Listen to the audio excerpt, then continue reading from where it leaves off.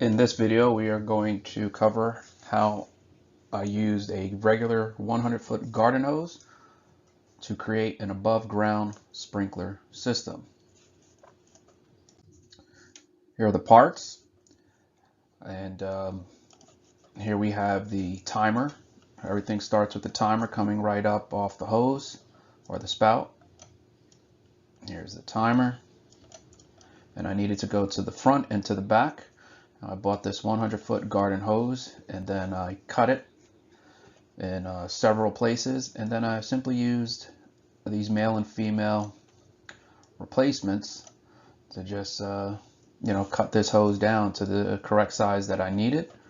And then once that was finished, I ran them into these sprinklers, and then I ended in the back with a oscillating sprinkler.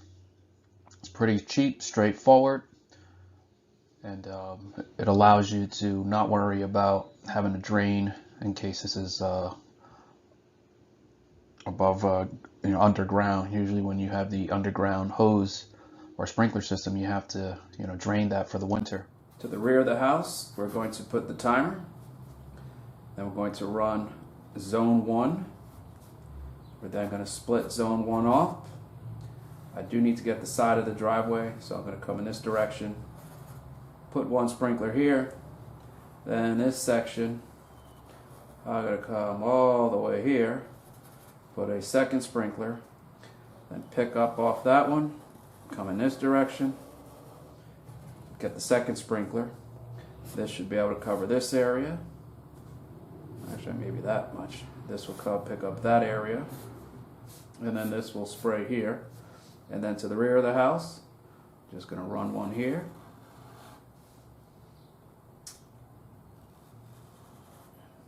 Put a sprinkler, splitter here, and then come in this direction to place another oscillating sprinkler here, and that'll give me some coverage to the rear.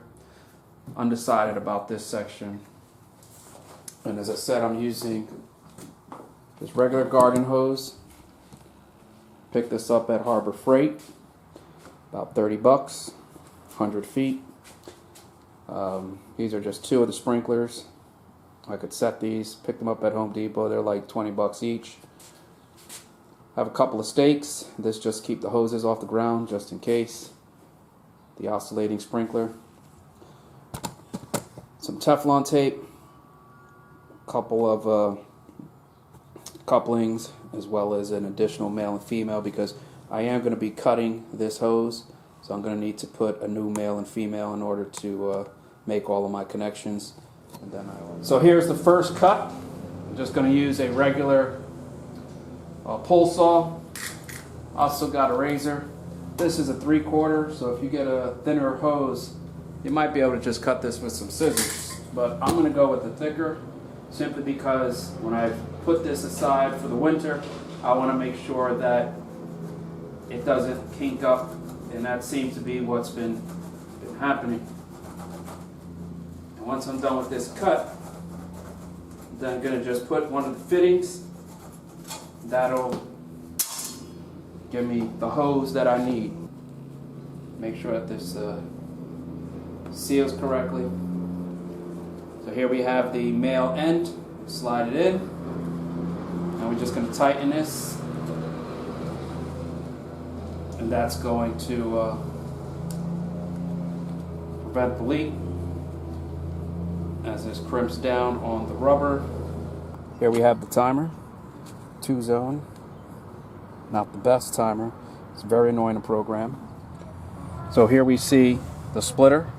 This is coming off for the zone front timer. This is going to take us to the front of the house. This one is going to take us to the side of the driveway. Now when you're putting the hose, you want to make sure that you're going with the correct direction with the Teflon tape. So when I screw this in, or tighten this, I'm going in that direction. So what I want to make sure is that I put the Teflon on the threads in the correct direction, going with the direction that I'm twisting this.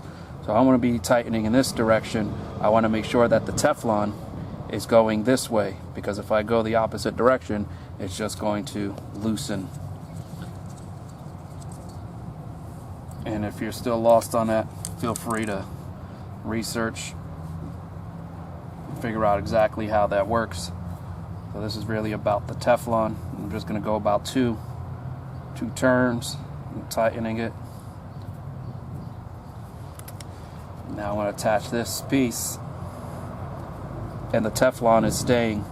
It's not loosening because I got this one correctly in the correct direction. I'm going to tighten that up. Then I'm going to lay out the hose to the first sprinkler.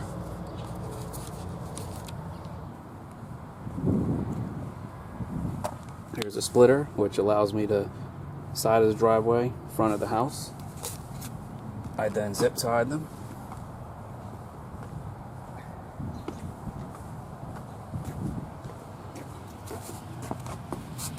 This is the one that's just needed on the side.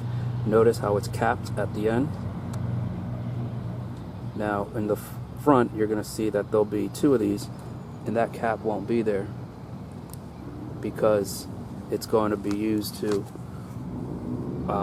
attach to the other one, because there's two that are in the front.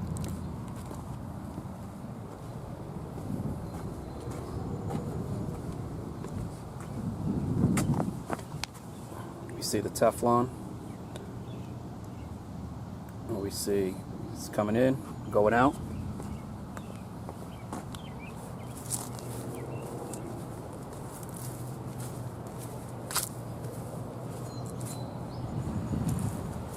And it follows to this one here. For zone 2, this is going to the backyard. It's not the biggest backyard, but I split it once again.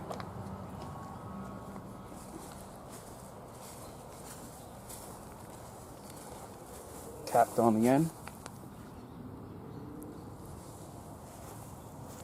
You do have to use the settings, so I want to make sure that this one is going, I guess, to the far right.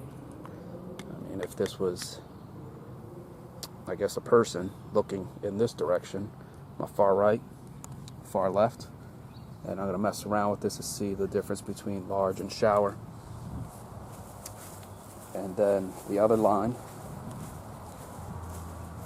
traces in that direction, comes around, and this time I'm using just a regular oscillating sprinkler.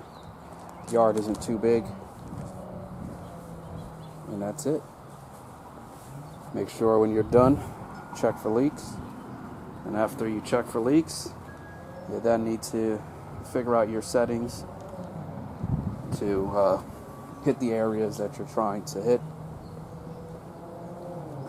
This definitely is a very annoying timer.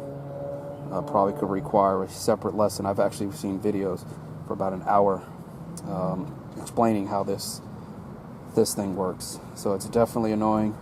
I'm not even going to bother with the video for that, because read the instructions. It's too damn complicated. But here we have front, back zone, split to the front, and then to the back, and that's it. Here we see the two sprinklers. This one is set on small, and it's covering just to the side of the garage. Here it comes now. I'm sitting on a concrete slab, so I'm not really getting hit. And then over here, we see the oscillating sprinkler that's just hitting. This oscillating sprinkler, you're actually able to control how far left and right you want it, so I don't really have the right setting too much. And that's it. It doesn't have any leaks. Make sure that as your water is spraying, that you avoid as you hang out and drink your rum or beer, maybe smoke, even though I do not advocate smoking. Definitely do not do any crack, because if you do crack, you want to make sure you say no to drugs, and that would definitely be something as far as a teleportation to 1984.